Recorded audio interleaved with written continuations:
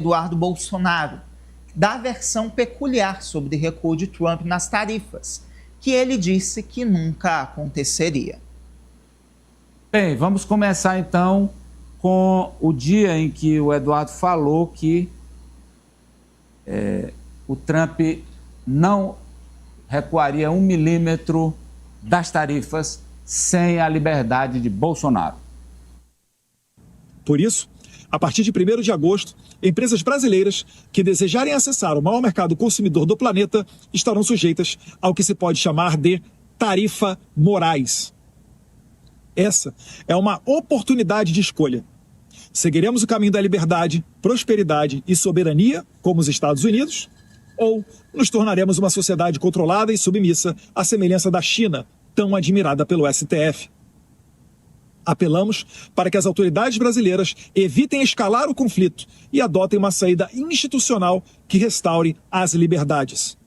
Cabe ao Congresso liderar esse processo, começando com uma anistia ampla, geral e irrestrita, seguida de uma nova legislação que garanta a liberdade de expressão, especialmente online, e a responsabilização dos agentes públicos que abusaram do poder. Sem essas medidas urgentes, a situação tende a se agravar, especialmente para certos indivíduos e seus sustentadores. Restam 3 semanas para evitar um desastre. É hora dos responsáveis colocarem fim a essa aventura autoritária. Que Deus abençoe o Brasil e que Deus abençoe os Estados Unidos da América. Eu só quero que Deus abençoe primeiro o Brasil, segundo o Brasil, depois o Brasil também. Vamos ver agora o que Eduardo falou depois que o Trump fez o último recuo ontem. Ele se manifestou no X. Olha aí, Franci. A tarifa Moraes de 50% sobre a maioria dos produtos brasileiros é consequência direta da crise institucional causada pelo ministro Alexandre de Moraes, cujos abusos já preocupam o mundo e afetam a confiança internacional no Brasil.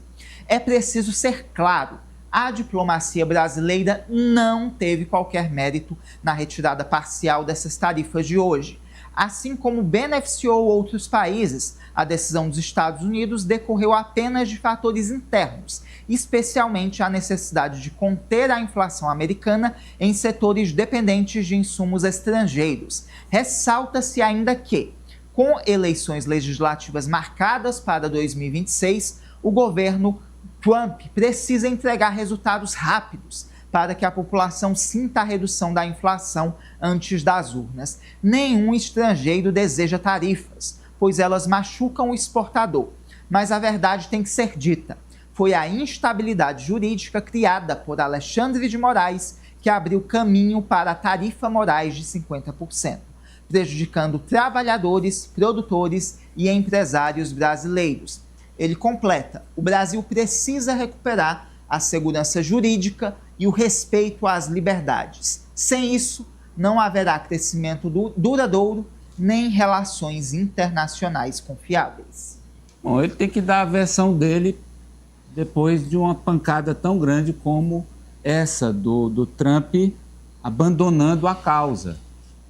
Porque na carta de julho, o primeiro item era Bolsonaro, que agora o Trump não manifesta mais, nem ele, nem o governo. Não tenho nenhuma dúvida que o Marco Rubio e o time dele, por exemplo, o Jason Miller, que é um dos assessores do Marco Rubio, eles têm uma preferência pelo Bolsonaro, gostam do Bolsonaro, não gostam do Lula. A minha dúvida sobre isso é zero. Agora o Trump não conhece direito nenhum nem outro. Ele vai, ouve aqui, depois ouve acolá e vai fazer o que é melhor para ele. No final é isso que acontece. E o Rubio, que inclusive deseja suceder o Trump, ele é mandado, como o Francis explicou. Os países, minha gente, eles não têm afetos, eles não são amigos. Os países, eles têm relação de interesse um país no outro. É assim que a banda toca desde que o mundo é mundo. O Eduardo está tentando justificar para a turma dele uma derrota grande, Denis. Amadeu, aí a gente precisa também salientar aqui que por mais que haja, né, como você disse aí, e eu respeito a sua opinião com relação à questão da falta de informação do Trump com relação a Lula ou Bolsonaro, A gente lembra que naquela reunião em que o Lula destacou que teria tido química com o Trump, ele acabou tendo que ouvir o elogio de Trump a Bolsonaro, né? Então, eu não acho que haja aí, por parte do governo americano, um abandono por completo na causa que o Bolsonaro, que o Eduardo vem levantando aí de modo internacional. Agora, o que você destacou também com relação à questão dos interesses, isso é verdade. Os países, eles defendem aquilo que eles acreditam que sejam melhores para eles, né? Que possivelmente também seja aí o que o Trump vem fazendo para os americanos, principalmente visando a próxima eleição. E o Trump não está errado nunca. Quem está errado, minha opinião, é Eduardo de estar lá defendendo que o Trump tarife o Brasil, que isso é bom por causa do pai dele. Inclusive, seu Eduardo, na minha opinião, já disse isso, tem vida o meu, botou o pai dele com tornozeleira eletrônica em prisão domiciliar. Foi essa ação descerebrada. Parece que ele nem gosta muito do pai dele, porque quem age dessa forma, prejudicando o próprio pai, não falo nem de interesse político da direita, não. Mas eu digo o pai dele, porque será que ninguém sabia que o futuro era esse, que o final seria esse, da ação desmiolada dele e do Paulo Figueiredo, que é um foragido da justiça brasileira? Complete, Denis. Mas só para complementar, Amadeu, assim, eu espero, de uma certa forma, qual seria o próximo movimento, né? Porque me parece que esse exato momento a gente tem aí uma certa derrota para a direita, principalmente visando a aproximação aí da prisão do Bolsonaro. Então, eu fico na expectativa com relação a qual seria o próximo movimento do Eduardo Bolsonaro, do Paulo Figueiredo, lá nos Estados Unidos, visando justamente essa revogação daquilo que foi feito pelo STF contra o Jair Messias Bolsonaro. Inclusive, eu não estou nem dizendo que ele não possa ter agido com o coração, é o pai dele e tudo, mas não tinha jeito de prosperar, estava na cara. Era 2 mais 2, 4. E, repito, o Bolsonaro acabou sendo uma vítima de tantas coisas, algumas, talvez ele mesmo, pelo impulso, pelo jeito dele de ser, ele tenha desencadeado processos equivocados. Mas, nesse caso, eu acho que ele é mais vítima, inclusive do filho e dessa ação translocada, na minha opinião. Acho que o Bolsonaro é grande vítima. Se não tivesse ocorrido nada disso, ele hoje não estaria na situação que está. Vamos rapidamente, para a gente pular o assunto. Eu quero rapidamente aqui, Eliezer e depois Franci.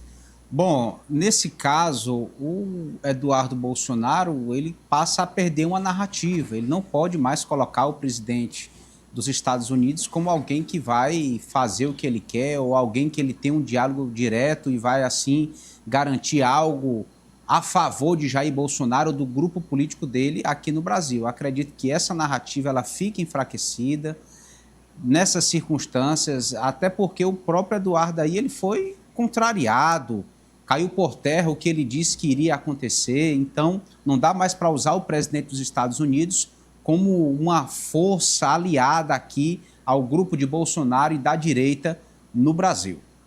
Você achar que o cara ia se deixar um presidente...